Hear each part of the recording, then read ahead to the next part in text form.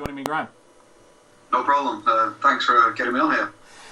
Mate, first question. I'm aware that you're a former Rugby League player and now working with the professional sport. How well do you believe that Rugby League teams and players incorporate current evidence-based sports nutrition principles and practices? Do you know what, Ben? In my experience, that pretty much depends on who's at the top. So if the head coach or whoever's in charge, whether it's the head of performance or head manager, believes in sports science and sport nutrition, it can be huge. And you can have day-to-day periodization. You can have a really well-structured sport nutrition department. If the guy at the top doesn't believe in it, and sometimes I've had people say, I don't believe in all that nutrition stuff, then it's very hard to actually develop it. And then it depends on the individual players. Some players really buy into it and take it really seriously, and others, it's a constant battle. Yeah, so choose your boss carefully. Choose your boss very carefully is great advice. Yeah. Can you tell us a little bit about the technical difficulty of using doubly labelled water within a sort of professional sporting setting, and maybe within that what lessons you might have learned? Do you know, the double labelled water technique is probably a great example of many techniques, which it all depends on the preparation. So I had a lecturer when I was a student who used to always say to me about science, but rubbish in, rubbish out. So if you start off poorly, you're going to finish poorly. And with double labelled water, it's all about getting the preparation right. So we need to make sure that the exact weight of the water, we need to make sure that the weight of the players is accurate. We need to make sure that the urine collection is accurate, so that they're not collecting the first pass, it's a second pass. We need to get the timing of that right. And then the other thing I've learned a lot from this is collaborate with people who know more than you. Yeah. So the end point, the analysis. When I started off in this career, I thought I needed to learn every technique known to man. Mm-hmm. And now what I realise is know people who know every technique known to man. So we collected the samples and then sent them off to world leaders in Aberdeen who ran the analysis for us. Yeah. And I saw John Speakman was on your paper, and he's obviously very well known in the doubly labelled water area. So it's great to have that collaboration, no doubt. That's exactly what it is. There's no point reinventing the wheel here. You know, the actual analysis is very technical and needs real expertise. So it's great that these days it's really easy to collaborate with people. And you say Professor John Speakman, there's no one better to do double labelled water work with. Yeah.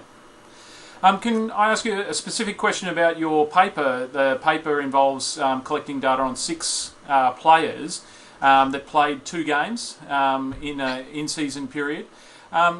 I was interested, and I couldn't gather from the paper, the forwards, and you've broken the players up into forwards and backs. Yeah. Did all of the players play all of both games, or was there interchange involved, and was that influence potentially on your results? Yeah, so maybe you pointed out something that we should have got across in the paper. Oh, sorry, mate. This isn't about pointing out holes. It was just more of interest, because we see a lot of interchange in the game. You know what it's like. You always think of things that perhaps we should have included, and that's why this is a great idea. That's my job. I always say to the people who read papers, feel free to contact me anytime. Yeah, yeah. It was the good thing and the hard thing about this study is it was collected on real-world players in season. So this was during a Super League mid-season. Mm-hmm. The reason for only 6 is, as you know, it's an expensive technique, and trying to get a team to commit to more was difficult. And you're right, but there was all dictated by the interchanges of the game. So all players played at least 40 minutes, so at least half of the game. But you're right, with the forwards, probably the mean game time would have been around about 50 to 60 minutes. Okay. The backs a little bit higher, but yeah, they would have all been subject to the interchanges of the head manager. Yeah. Okay. Well, that's great extra information that readers of the paper can put into their sort of thought processes. Now, the results of the study indicate that the energy intakes, and you collected energy intake data, were different, substantially lower than the energy expenditures, but particularly in the second week of the experiment when the energy expenditure was higher. Has this data influenced the advice that you provide to players at all? Yeah, well, the first thing is that as practicing sport nutritionists, we all know the issues with food diaries, and in the literature, the listeners will be very aware of that. people quote about 30% underreporting is what people typically do on a food diary. One thing this has confirmed to me is that is so true, and that's what we saw, 30, if not higher, percent underreporting. Yep. The other thing that became really apparent to me in this one was that the head of conditioning thought both weeks were going to be similar. Mm-hmm. So again, it shows that I don't think we've got a real good grip of what we do in training. So we might think that a particular session is a certain intensity, but we don't really know. Yeah. And the other really important thing that I've got from this study, which has influenced my practice, is I don't know if you picked up the massive player-to-player variation, despite all players doing the same training sessions. Yeah. Which really shows me that we have to get a better grip on what the players do when they leave us. Mm-hmm. So some players would have a really high NEAT, non-exercise activity thermogenesis, or maybe going playing golf or other sports or an active life with a family, where others seem to be doing very little when they leave training. Yeah. So I'm now trying to get a better understanding of what my athletes do, not only at the club, but when they leave me at the end of the day. Yeah, and I guess that's the advantage of the method, is that you do capture some of that unknown energy expenditure.